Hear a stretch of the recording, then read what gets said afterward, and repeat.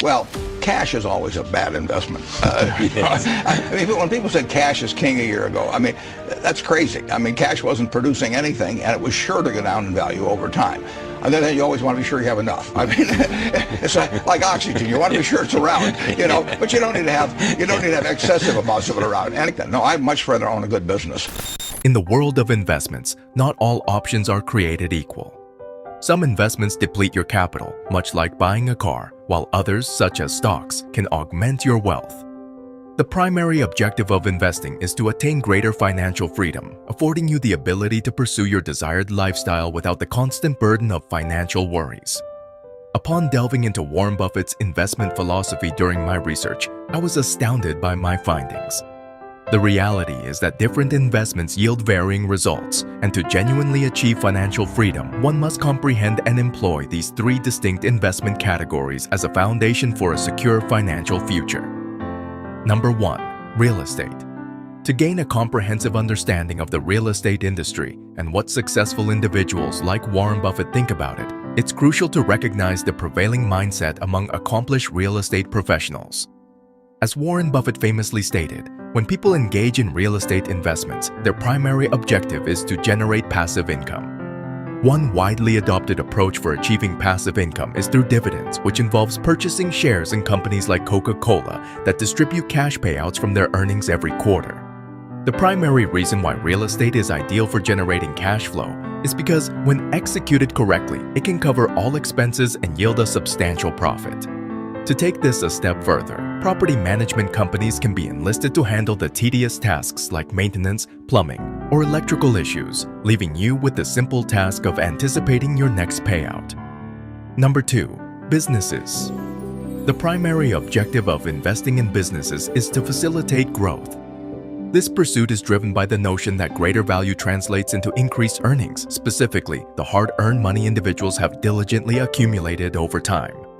Real estate investments, however, do not always offer optimized growth prospects.